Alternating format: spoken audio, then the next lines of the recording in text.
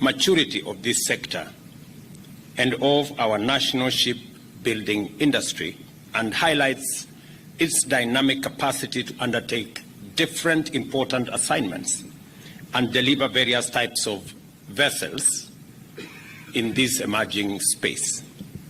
In May, I presided over the rededication of KNS Kenya Navy ship Shupavu, the first naval ship to undergo a midlife refit in Kenya, which proved the capacity of Kenya shipyards to undertake complex engineering tasks requiring specialized scientific and technological expertise.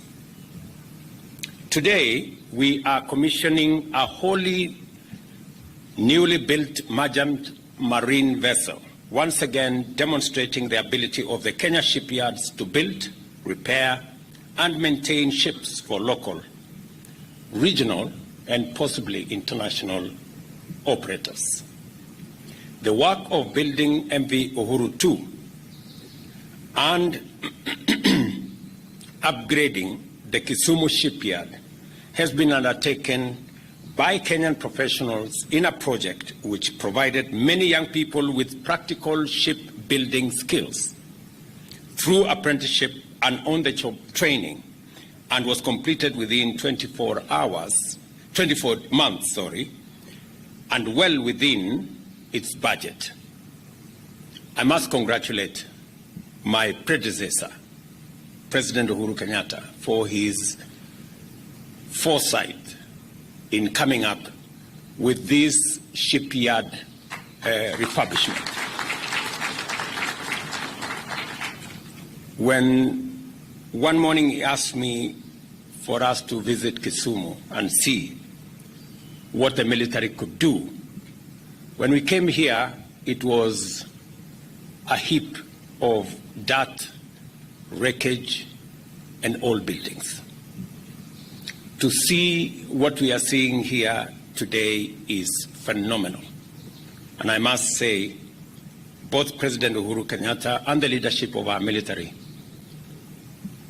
with a lot of foresight, drove this program to where we are today. When I took over office, it is among the first decisions I had to make when the leadership of the military asked me directly whether this project should continue and whether it was a priority of the new administration. And I confirmed to them that it should just not continue, that it should be accelerated. For these remarkable feats, I commend the entire Kenya Shipyards team for once again exhibiting admirable professionalism and the highest standard of skillful work. I am proud to note that the Kenya Shipyards is quickly emerging as a leader in high-quality shipbuilding for our local and regional needs. Consequently, the Kenya Shipyards have been contracted to repair and maintain ships for government ministries, departments, and agencies, including the Kenya Coast Guard Services, the Kenya Ports Authority, the Kenya Maritime Authority, the Kenya Marine Fisheries Research Institute, and private operators in the Indian Ocean coast, as well as this Lake Victoria. There is no doubt, therefore, that the Kenya Shipyards is emerging as a center of shipbuilding and maritime excellence and is poised to become Kenya's strategic anchor in the development of our blue economy and all the resources associated with it. This event is therefore important as a critical component of the national agenda to catalyze the growth of the blue economy by channeling technology as well as local and foreign direct investment into a diverse industrial ecosystem with distinct clusters assembled around shipbuilding. To the extent that our bottom-up economic transformation agenda recognizes the blue economy as a vital component of a sustainable national economic growth strategy, shipbuilding occupies an essential place in national development.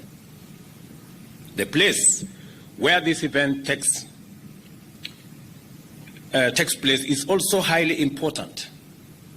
We can all agree today that the Nyanza region is going to play a leading role in the bottom-up economic transformation agenda, not only because it typifies our national potential as a country, but also because it is endowed with the capacity to make unique contributions to growth and development. The region is an undisputed leader in the production of crops like cotton, rice, oilseed, sorghum, sweet potatoes, and its famous crop sugar.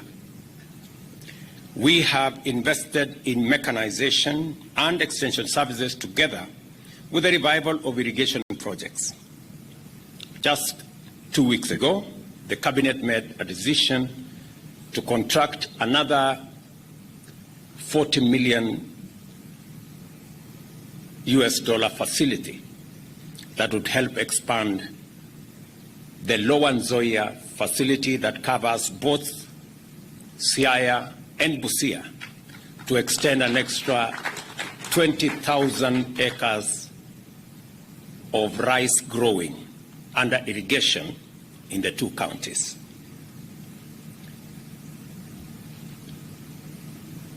We all invested in mechanization, as I said, and extension services together with the revival of irrigation projects and collaborating with county governments to support farmers through the provision of subsidized inputs. Yesterday, again, I was in Migori, and I did explain to Kenyans in Migori that next year we will equally be expanding the Lower Kuja irrigation program from the current 5,000 acres to 19,000 acres in the program that we have for next year. Again, to expand our production of rice in Kenya that currently we have very serious deficit. And in fact, it is draining most of our foreign exchange earnings. This is why we are confident that an economic renaissance powered by agro-industrial revival is underway in the region. This will certainly lead to a renewed vibrancy of our ancient lakeside market, Kisumu or Osumu, where the communities of our region gathered to conduct barter trade of highly needed commodities. I was telling Professor Nyang' Nyong'o that the word Osumo, which means exchange of products and goods, barter trade in essence, means the same thing for the communities in this region. Kisumu means the same thing as Osumo. Kisumu in the Kalenjin language and Osumo in the language of this region. So we're all, it's quite an experience. Kisumu has not just been a center of activity for local communities, it has also served as a key regional port city which drives and is driven by activities within the Lake Victoria, the heartbeat of our East African region. Lake Victoria plays a primary role in our region's blue economy in terms of fisheries and the provision of vital transportation links between Kenya, Uganda, and Tanzania, keeping our regional community cohesive and in motion. Through its shipbuilding, maintenance, and operations capacity, the Kisumu shipyard is set to provide indispensable support for regional economic takeoff of the Lake Victoria Basin by facilitating fisheries and maritime transport.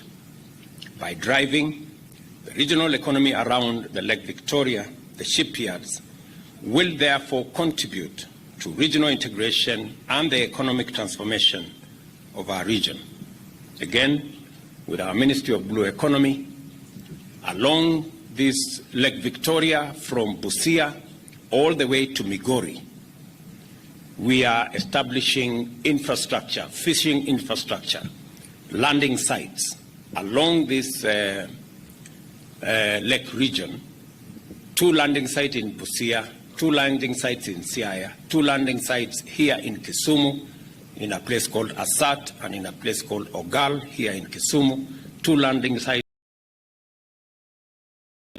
in Homa Bay, and another 2 landing sites in Migori, including in a place called Sori, where I visited sometime in the past. And this fishing infrastructure, complete with landing sites, cold rooms, common user facilities for processing, will not only enhance the economic activity around fishing in this region, but it will also add to our pool of opportunities, both for commerce and for jobs, and significantly contribute to our food security by making sure that we have more food from the resource we have in Lake Victoria.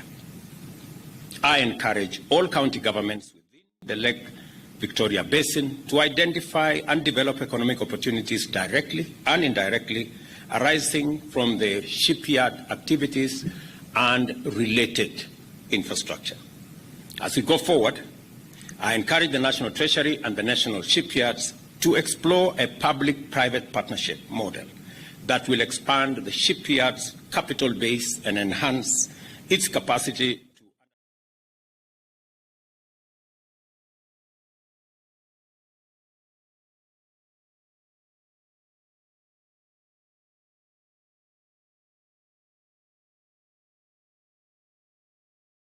also enable big companies to work with us in technology transfer. Technology and skills transfer is critical for the development of competitive capacity in such complex technical fields as shipping. The Kenya shipyards has benefited immensely from the technical support made possible by its collaboration with Damen Koringen during the construction of MV Uhuru 2. And as has been said, we have 2 representatives here. Maybe I'll ask the gentleman to stand up. We applaud them. A round of applause for these 2 good people.